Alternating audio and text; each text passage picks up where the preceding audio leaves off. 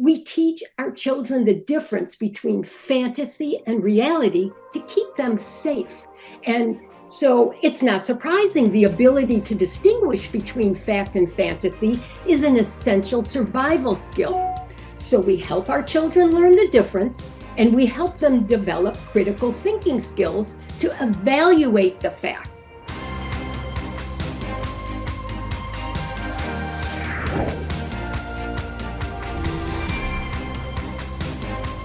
Welcome, everybody, to Conversations That Matter. I'm your host, Alex Newman, senior editor at the New American Magazine. Thank you for joining us today. Our guest today, a very special guest, her name is Linda Goudsmit. She is the devoted wife of Rob. They are parents of 4 children, grandparents of 4 and counting. Her and her husband actually operated a girls' clothing store in Michigan for 40 years before retiring to my beautiful and amazing and relatively free state of Florida. She's a graduate of the University of Michigan in Ann Arbor. She has a lifelong commitment to learning. She's an avid reader and observer of life. She's written a number of excellent books, including Dear America, Who's Driving the Bus? Also, the book of humanitarian hoaxes, Killing America with Kindness. We've had her on to discuss those in the past. She's got a wonderful website filled with excellent content breaking down what's happening in the world today. You can find her at lindagoudsmit.com. And she's got a book, The Collapsing American Family, From Bonding to Bondage. It's a trilogy of insightful books connecting the philosophical, political, and psychological dots of the globalist war on America and, of course, our individual and national sovereignty. She's got a new book coming out soon. That's why I wanted to bring her on to break this down. It's so critical what she's talking about. The new book is going to be called, it's not out yet, but it will be. It's called Space is No Longer the Final Frontier, Reality Is. Linda, welcome to the program. Thank you so much for joining us. So you say that the education system is a critical part of this shift, basically turning our children away from America, away from their families, and toward the embracing of globalism. Talk about that process. Why are they doing it? How are they doing it? Well, Alex, we are a world at war, whether people acknowledge it or not. And it is globalism versus the nation state. And the globalist war on the nation state, it's a culture war that's fought without bullets, that targets the nation's children, because children are the future of every society on Earth. And the classroom is globalism's chosen battlefield, because whoever controls the educational curriculum controls the future. So why is that true? It's true because children learn what they live and live what they learn. And education is an industry. And like all industries, it produces a product. And the goal of America's enemies is to produce an unaware, compliant citizenry for the planned globalist unistate. And the war on America's children, it's both informational and psychological warfare. And that's what we're going to talk about today. That the globalist social engineers are skilled strategists, Alex, and they are busy applying wartime strategies to change the hearts and minds of America's children. And the strategic goals are to replace parental authority with government authority and to move society from objective reality to subjective reality. And I want to be very clear about the meaning of those two terms. Objective reality is the adult world of facts. Subjective reality is the childish world of feelings. So in subjective reality, little Johnny may be convinced he's a bird who can fly. But in objective reality, if Johnny jumps off a tall building, he will fall to his death, because gravity is a fact of life in objective reality, regardless of Johnny's feelings. So interfering with a child's developing ability to reality test is a staggering and a monstrous deceit and abuse of power. Now, recently you interviewed a friend of mine, Deborah DeGroff, and she wrote a stunning book titled Between the Covers, What's Inside a Children's Book. And what her extraordinary research did was it focused on not just the content, but the reading levels. And it exposed an unbelievable deceit and truth of the illiteracy in America today. And you see, people have to put everything in a historical context. So in the past, when children were told every student is a butterfly, the children knew it wasn't true because they could see with their own eyes that some kids were really smart and others were not so smart, no matter what the teacher said. And at that time, children were still learning to read with phonics. It was a time before sight words and whole word instruction became ubiquitous, and well before high-low reading even existed. And I got to tell you, Alex, I'd never even heard of high-low reading before reading Deborah's book. So basically, instead of teaching children to actually read with phonics, a deceitful system was developed to adapt to the alarmingly low reading levels across the country. So high-low is a reference to the fact that the content is considered upper grade, like high school interest level. But the actual reading level is lower grade. Sometimes it's a second or third grade reading level. Now, when I learned that, I couldn't believe it. It was so shocking to me because instead of improving reading skills by actually teaching phonics, the education industry dumbed down the books and embraced high-low reading. So basically, they moved the goalpost and disingenuously marketed high-low in glowing, fanciful terms as an attempt to encourage reluctant readers. So in her book, Deborah quotes this guy, Andrew Wooldridge. He's from Orca Book Publishers, okay? It's one of the largest suppliers of high-low books. So I'm going to read this. It's only a sentence. This is what Mr. Wooldridge had to say. We don't use the term high-low because it has a bad connotation. We call the books fiction for reluctant readers or struggling readers.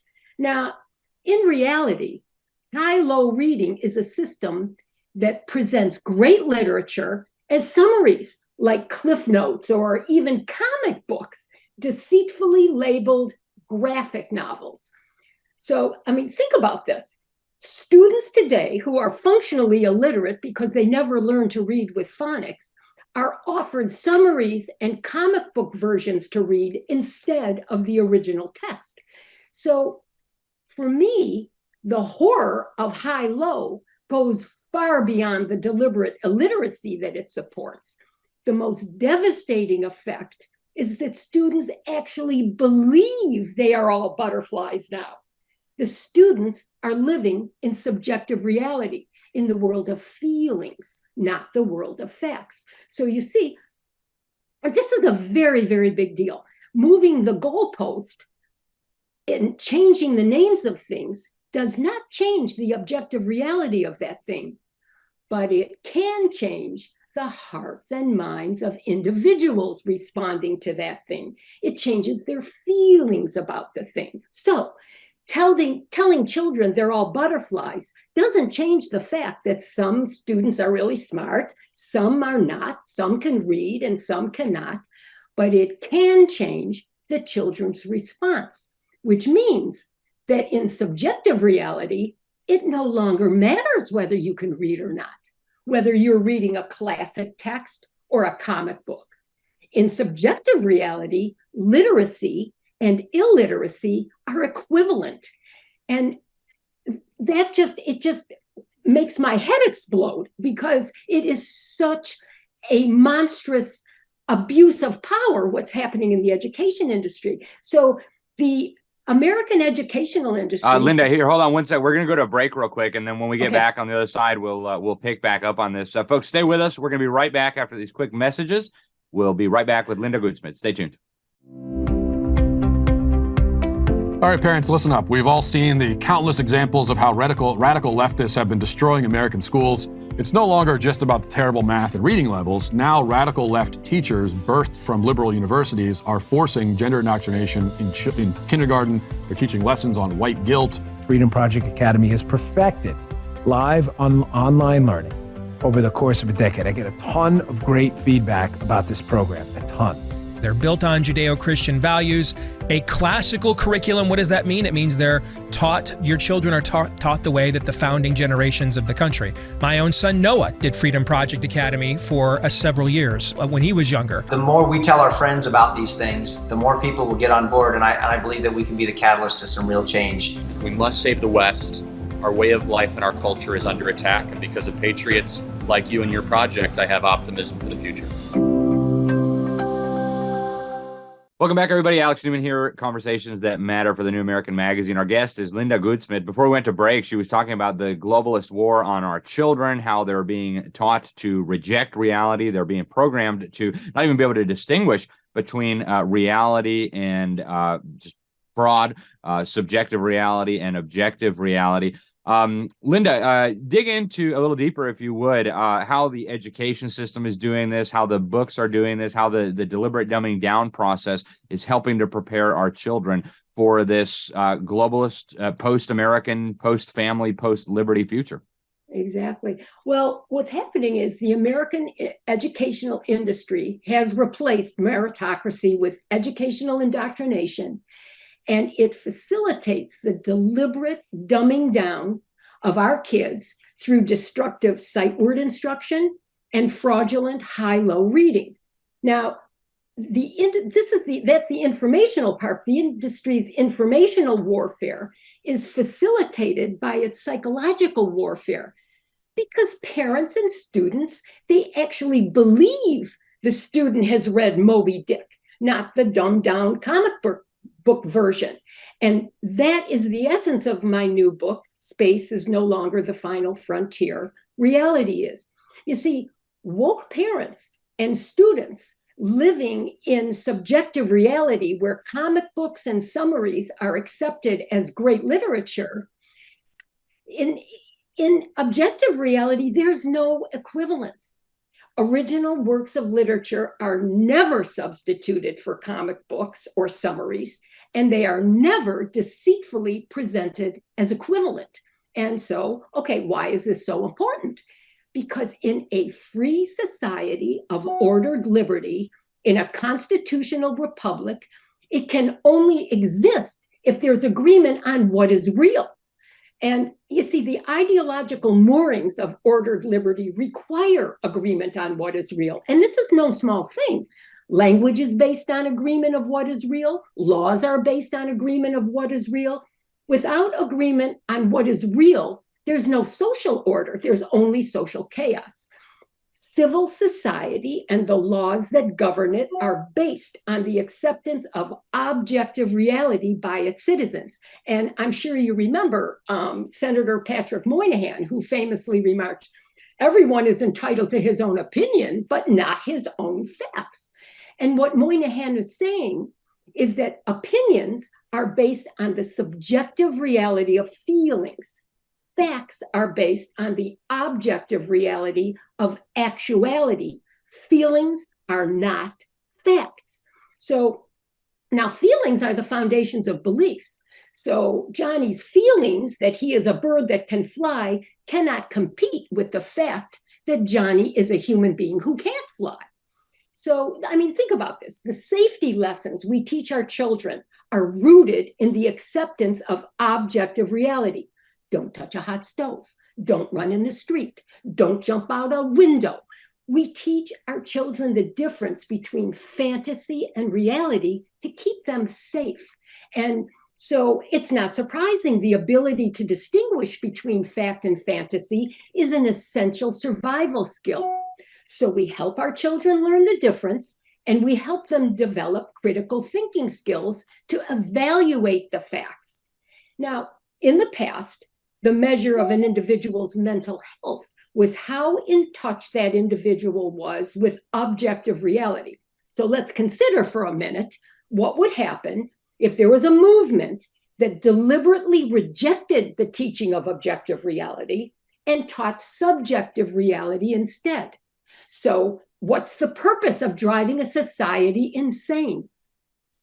Critical thinking is the analysis of facts to form a judgment and is the foundation of rational thought. Okay, critical thinking is necessarily judgy because one must evaluate the facts in objective reality to form a judgment. So judgment is judging.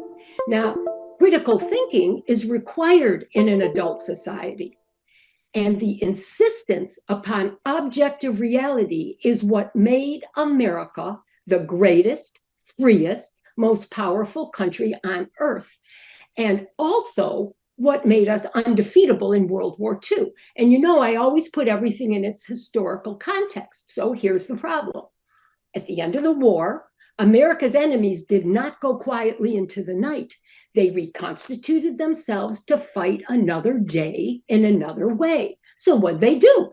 They put down their guns, they picked up their books, and they studied the psychology of the human mind. And they decided to exploit the existence of the unconscious, and they took aim at American children, at America's future.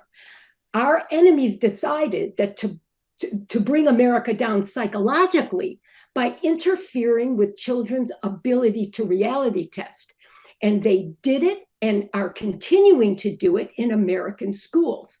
So if Johnny believes that reading a comic book version of Moby Dick is actually reading the classic Moby Dick, then Johnny is living in subjective reality. But that's not all. Deborah DeGraff also showed us that the content of children's books exposes a shocking, pervasive, inappropriate, pornographic, and confusing sexual content in books in classrooms, K through 12, but also in school libraries. So for me, Deborah's research documents how weaponized education targets children's most primary identity, Alex, their sexual identity. In every country and every society, anywhere in the world, the first words spoken when a baby are born are, "It's a boy, it's a girl." The campaign to destabilize and destroy a child's sexual identity is a particularly insidious effort to destroy the child's individual identity. It is catastrophic to the child and to freedom in a society of ordered liberty. So these globalist social engineers are trying to redefine what it means to be human by attacking the biology of maleness and femaleness and insisting that gender is a choice and a child's choice yet. So globalism's, I always say this over and over again, that globalism's war on children is a long-term, well-planned, well-funded, well-executed mass casualty campaign. And the attack on a child's sexual identity is catastrophic. It is a catastrophic assault on humanity itself.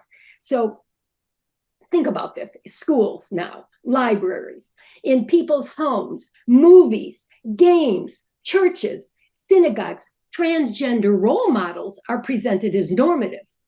But the most bizarre aspect of this particular assault on biology and objective reality is that so many parents actually believe that supporting this false, destructive, and confusing sexual narrative is compassionate. You see, here's the thing.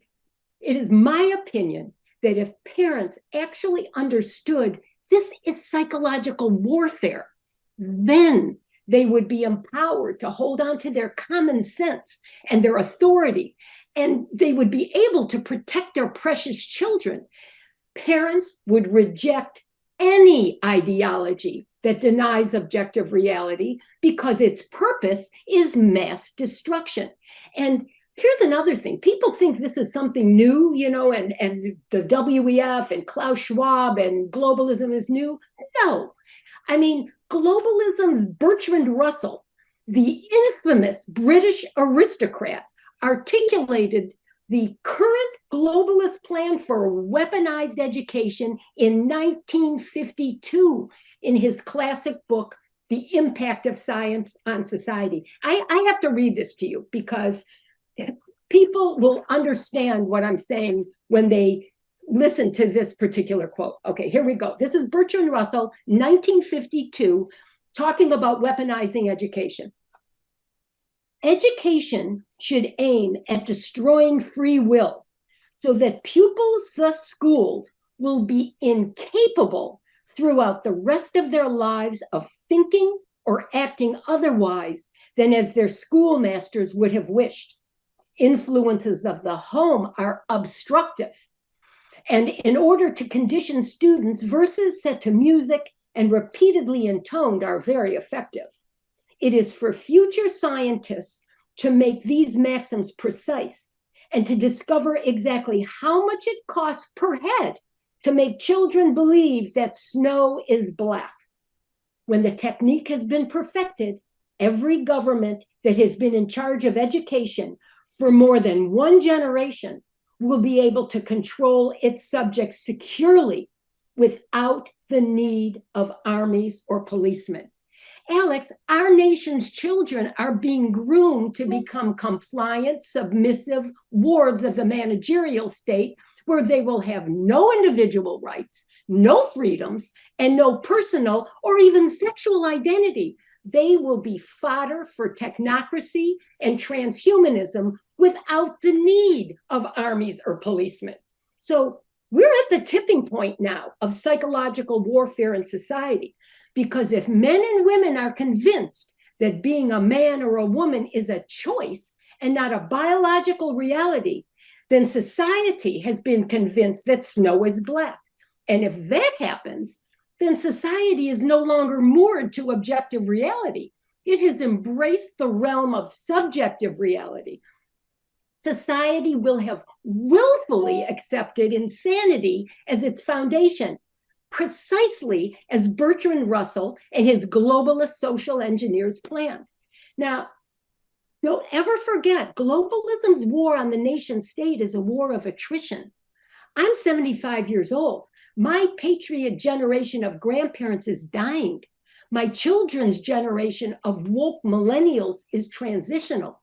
It is my grandchildren's generation of propagandized surviving children that will ultimately become property of the globalist managerial state unless the globalists are stopped. So my goal has always been the transfer of information. So I want to conclude and summarize by reiterating that space is no longer the final frontier, reality is, and that weaponized education is being used to destroy the nation from within by changing the hearts and minds of America's children. The globalist battle for supremacy is being fought in schools, inside your children's minds, for your children's minds. And the world is at war, and we must never forget that war is deceit, and that globalist psychological warfare is deceitfully destroying your children's minds by interfering with their developing ability to reality test and by replacing objective reality with subjective reality. The ability to know what is real and is and always was the most basic element of mental health. And America's weaponized education industry is not teaching Johnny to read or to write. It is teaching Johnny that he is a butterfly, a bird who can fly, and a boy who can become a girl if he chooses.